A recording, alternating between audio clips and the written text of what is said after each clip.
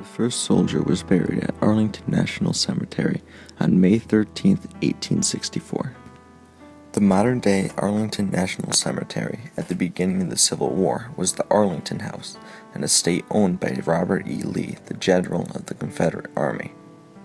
The Arlington House was built by George Washington Parke Custis, step-grandson of George Washington, on the land given to him by Mary Anna Custis Lee, George Washington's wife. During the start of the Civil War, soldiers were buried at either Alexandria Cemetery or the United States Soldiers Cemetery, but around 1863, both quickly became full. During that time, General Robert E. Lee lost his home during a tax dispute, and the government took advantage of the opportunity. The Arlington estate was then purchased and chosen as the National Cemetery.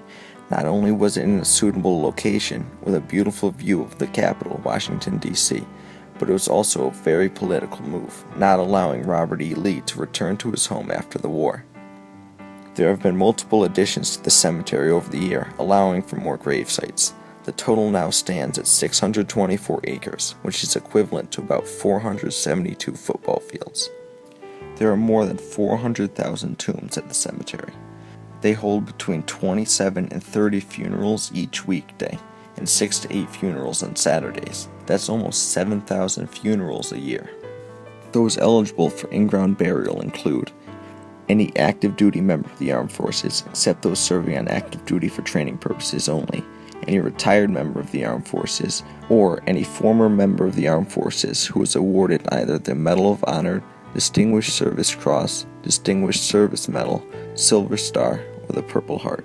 In the past, the spouse or child of the soldier was allowed to be buried with them at Arlington. Now, due to size restrictions, a spouse or child is only buried with permission from the military. Also, any president of the United States is eligible to be buried at Arlington whether they serve in the military or not. One of the most notable presidents buried at Arlington is JFK. He is buried with his wife and 2 children. He was buried on November 25, 1963 in a temporary gravesite, but then he was moved to his permanent resting place on March 15, 1967.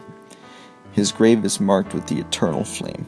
His brothers, Robert Francis Kennedy and Edward Moore Kennedy, are buried nearby.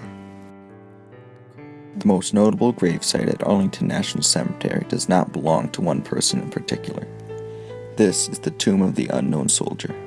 Beginning during World War I, the tomb has become the resting place for honorary unknown soldiers from each war. It represents the men and women who were killed or missing in action and are ultimately never identified.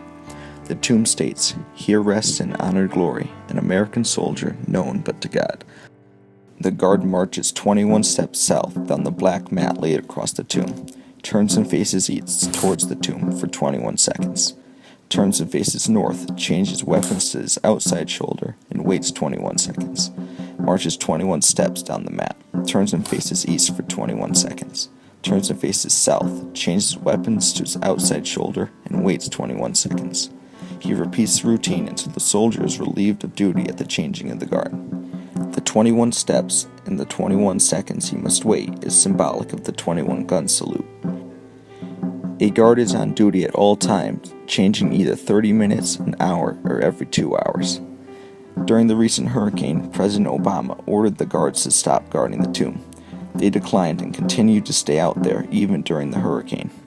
The first 24-hour guard was posted on midnight, July 2, 1937, and the tomb of the unknown soldier has been guarded continuously ever since.